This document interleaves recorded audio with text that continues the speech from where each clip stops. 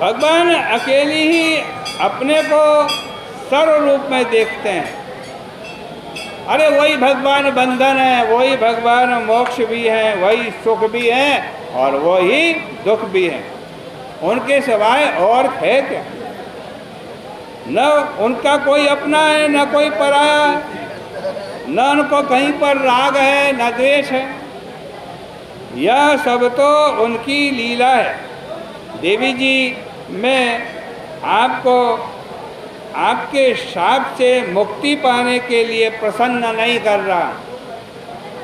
मैं ये नहीं कहता कि मुझे आसुरी योनि में न जाना पड़े, राक्षसी योनि में न जाना पड़े, लेकिन मुझसे आपको जो दुख पहुंच गया है, मैंने जो आपको दुख दिया है, उसके लिए मैं अवश्य ये चाहता हूँ कि आप दुखी ना हो और मुझे क्षमा कर दें। इतना कहकर चित्रकेतु अपने विमान पर चढ़ कर के चला गया।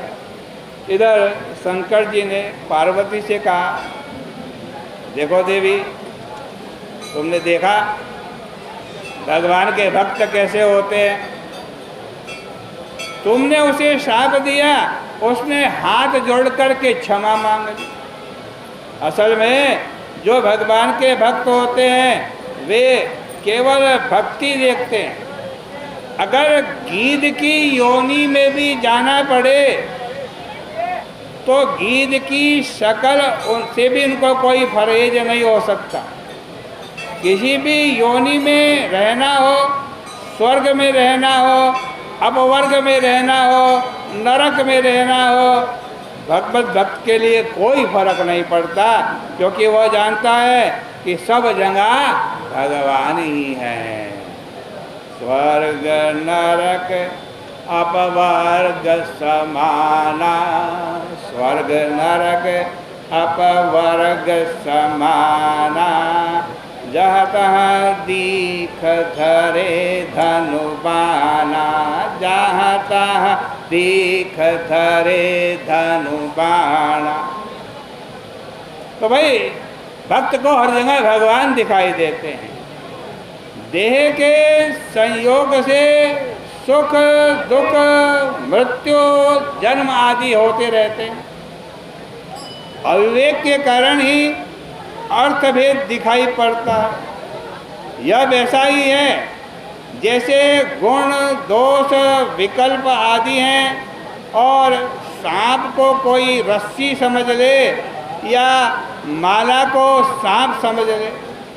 जिसके हृदय में भगवान की भक्ति आ जाती है और ज्ञान वैराग्य का वीर्य उदय हो जाता है, उसके लिए किसी दूसरे सहारे की जरूरत ही नहीं पड़ती। इस पर क्या करना चाहता है हम नहीं जानते हैं। उनका कोई प्रिय अप्रिय नहीं है, वे तो सबसे प्यार ही करते हैं, क्योंकि वे सबके आत्मा हैं। जैसा मैं भगवान का प्यारा हूँ, वैसा ही चित्रकेतु भी भगवान का प्यारा है। इसलिए भगवत भक्त के किसी बर्ताव पर तुम्हें कोई आश्चर्य नहीं करना चाहिए। सुखदेव जी महाराज कहते हैं कि शंकर जी की बात को सुनकर पार्वती जी शांत हो गई और उनका विस्मय भी जाता रहा। चित्रकेतु चाहते तो वे भी पार्वती जी को शाप दे सकते थे, परंतु उन्होंने शाप नहीं दिया, क्योंकि एतावत् साधु लक्षणम, साधु का यह लक्षण, यही लक्षण है कि उनको मूर्धना संजग्रहे शापम। कोई कितनी भी गाली दे, कितना भी कोई भला बुरा कहे, लेकिन वे बुरा नहीं मानते, वे सुन करके चुप रहते हैं। चित्रकेतु शाप के कारण वृत्तासुर के रूप में प्रकट हुए, इसलिए वृत्तासुर के जीवन में इतनी भक्ति आ गई।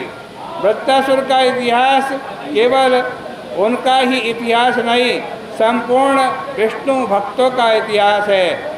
जो वृत्तासुर के इस इतिहास को सुनता है वो बंधन से मुक्त हो जाता है।